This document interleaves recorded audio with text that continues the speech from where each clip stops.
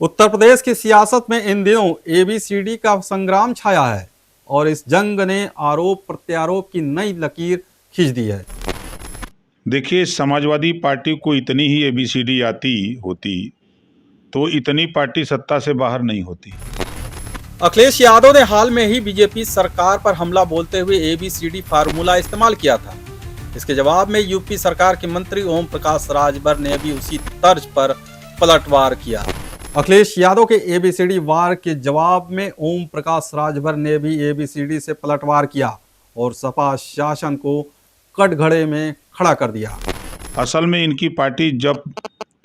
तक सत्ता में रही तब तक इनकी पार्टी ने जो एबीसीडी पढ़ी और पढ़ाई है वो मैं आपको बता देता हूँ।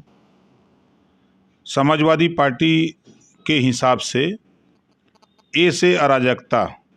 शासन में अस्थायित्व की कमी, बी से भ्रष्टाचार,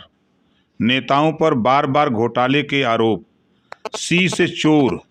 इनके राज्य में बोलबाला, चोरों का बोलबाला था, डी से दलाली, टिकट और पद के बदले सिफारिश की राजनीति, ई से ईर्ष्या, दूसरे दलों की उपस्थितियों को नीचा दिखाना, जी से गुंडागर्दी, कार्यकर्ताओं पर दबंगई के आरोप, एफ से फर्जीवाद, उपलब्धियों को बढ़ा चढ़ाकर पेश करना, एच से हेराफेरी, योजनाओं में वित्तीय गड़बड़ी, आई से इंफ्रास्ट्रक्चर की अनदेखी, विकास की बजाय वोट बैंक की राजनीति। राजभर ने कहा कि अगर सपा को एबीसीडी आती होती तो आज सत्ता में होती। उन्होंने आरोप लगाया कि सपा शासन का ए मतलब अराजकता, बी मतलब भ्रष्टाचार, सी मतलब चोर और डी मतलब दलाली था। राजभर ने आरोप लगाया कि सपा के ए से जेड तक के शासन ने प्रदेश का हाल बिगाड़ दिया था। जे से जातिवाद, नीतियों का झुकाव खास जातियों की ओर, के से कुशासन, प्रशासनिक नियंत्रण में ढिलाई, यल से लाल बत्ती संस्कृति, वीआईपी कल्चर को बढ़ावा, एम से मुलायम रुख, अपराधियों के प्रति नरम रवैया, एन से नौटंकी, चुनावी वादों में नाटकीयता, ओ से ओछी राजनीति, विरोधियों पर निजी हमले, पी से पिछड़ापन, राज्य को आगे बढ़ाने में विफलता, क्यू से क्वालिटी की कमी, शिक्षा और स्वास्थ्य सेवाओं में गिरावट, आर से रिश्तेदारवाद, अपने लोगों को पद देना, यस से सांप्रदायिक तुष्टीकरण, वोट के लिए धार्मिक वर्गों को खुश करना, टी से टोपी ड्रामा, प्रतीकों के जरिए दिखावटी सेकुलरिज्म, यू से उदासीनता, युवाओं और बेरोजगारों के मुद्दों पर निष्क्रियता, बी से वोट बैंक,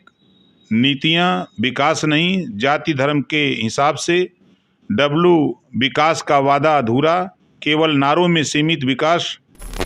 यही नहीं, राजभर ने वाई से यादववाद और जेड से जीरो बदलाव तक पूरा वर्णन पेश किया और सपा शासन को जातिवादी, भाई भतीजावादी और अव्यवस्थित बताया। एक्स फैक्टर की कमी, नया नेतृत्व देने में असफल, वाई से यादववाद, पार्टी पर एक जाति विशेष का नियंत्रण, जेड से जीरो बदलाव, वर्षों बाद भी वही पुरानी राजनीति आज समाजवादी पार्टी करना चाहती है। इसी नाते वो पीडीए चला रहे हैं कि हम जो किए हैं उसको कैसे लोगों को भुलवा दें, उनके दिमाग में नई बात हम डाल दें।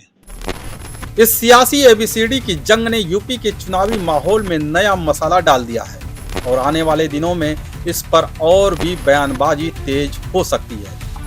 चीनू हॉस्पिटल के प्रोपराइटर डॉक्टर नसीफ खान की तरफ से सभी जिले वासियों, क्षेत्र वासियों और नगर वासियों को स्वतंत्रता दिवस की हार्दिक शुभकामनाएं।